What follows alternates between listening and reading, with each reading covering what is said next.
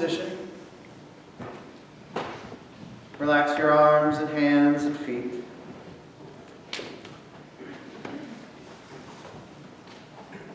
Take a deep breath and be at ease.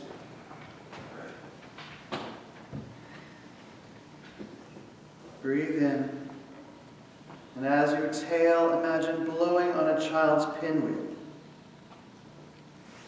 spinning it into life with your exhalation,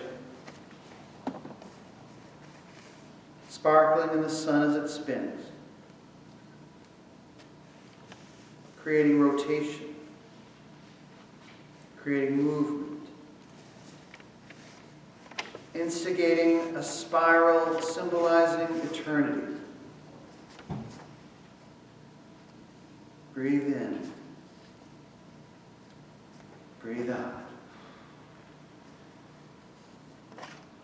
Picture now the rotation of the earth, moving through space as it spins so that any trail left behind would be that of the spiral. All forward movement, all history, all reality is not a cycle, but a spiral.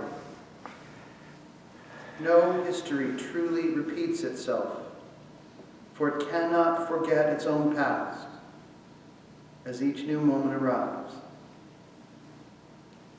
It cannot forget what it has learned. It cannot fail to grow with each test. As you breathe, picture the spiral of our galaxy. Spirals within spirals, corkscrewing their way like trillions of strands of DNA through space and time. Picture this spiraling moment, this spiraling movement, this reality within you. Picture it like a turbine generating energy, generating electricity, generating power within, quietly but strong, powerful, laden with wisdom and purpose. Acknowledging, claim the power resulting from that spin. From the spinning within spinning that occurs all around us and across the entire breadth of our galaxy. There is power within us. Plug into it. Be open to it. Even not knowing what power it is we ask for, may we receive it with wisdom. May we utilize it with grace. Take one final breath and return.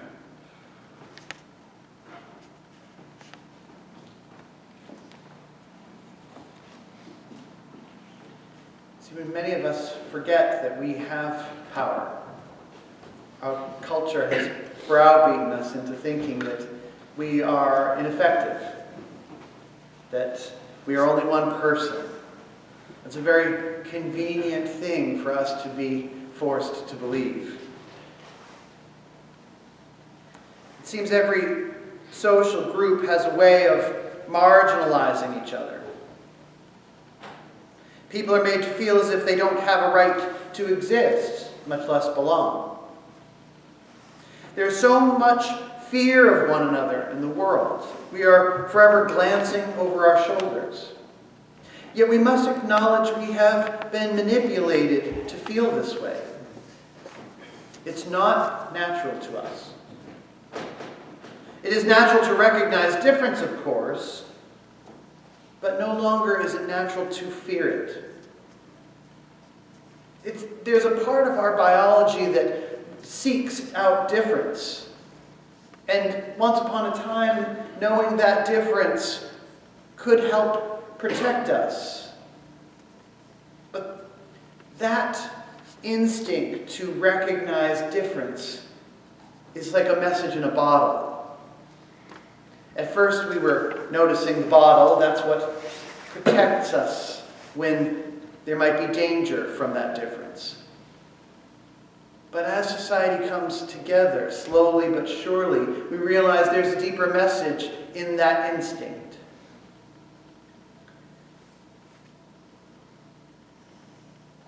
The system of all life is designed to flourish in the presence of diversity.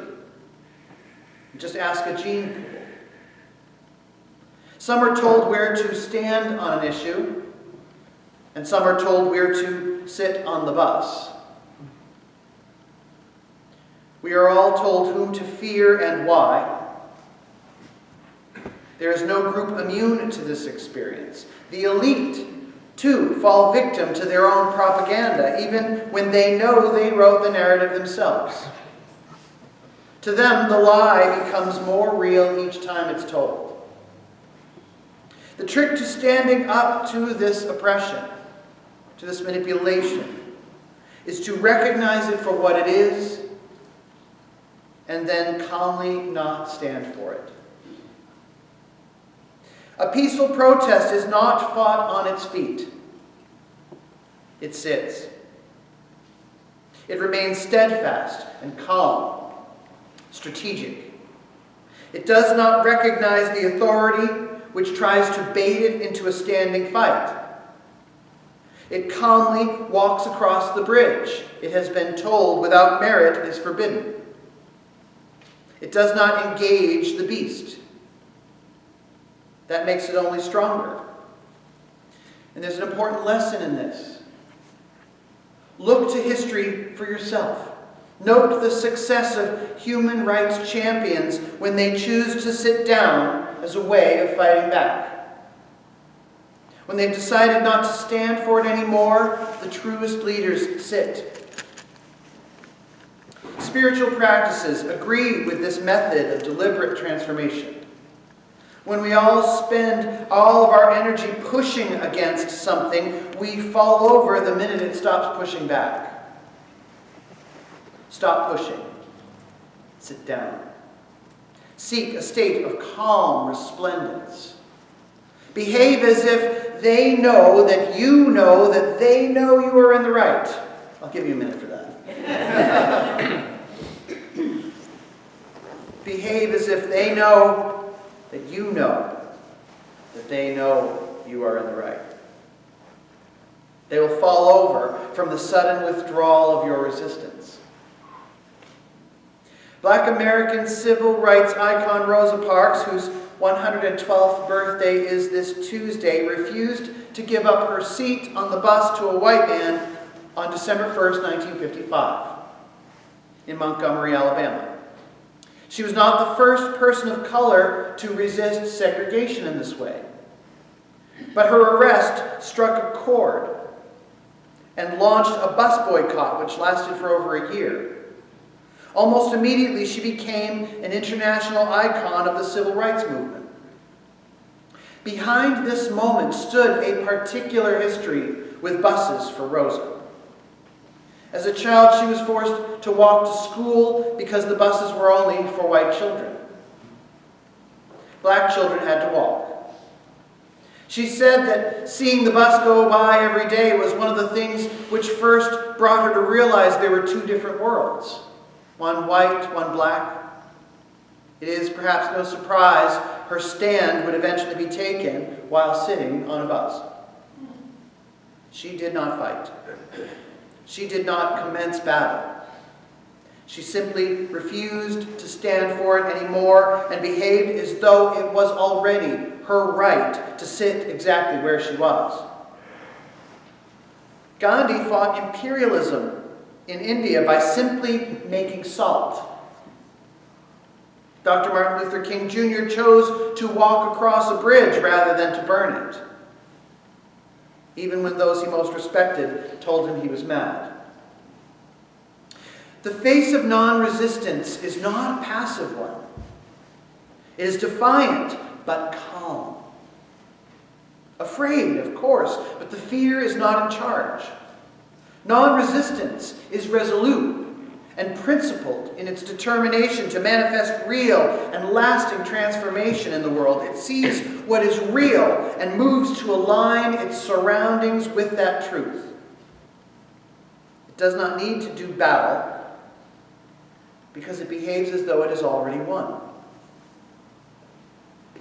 Remember this when it comes time to choose between fighting fire with fire or remaining calm and focused on the goal. An ideological foe has few weapons effective against a resolute, calm, and determined opponent. They need your rage to function. Deny them the fuel of your anger. If you are truly in the right, the truth will be revealed with time and tenacity. If you are wrong, remaining calm will help you discover it sooner. It happens to us all. Don't be afraid to learn you've been wrong. It's the only thing which has ever nudged humanity forward. Truth is freedom for all of us. In this current world, in this moment where it feels like the literal battle of light versus dark, we cannot fight the darkness with weapons. Darkness has no real power of its own. Fighting darkness on its own terms will always be a losing effort. And that's exactly what they are baiting you into doing. They want you to forget your principles.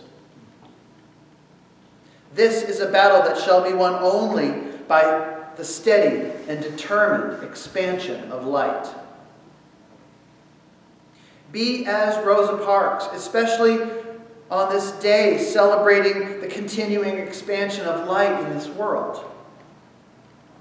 Take action as defiant as simply embodying the presence of light.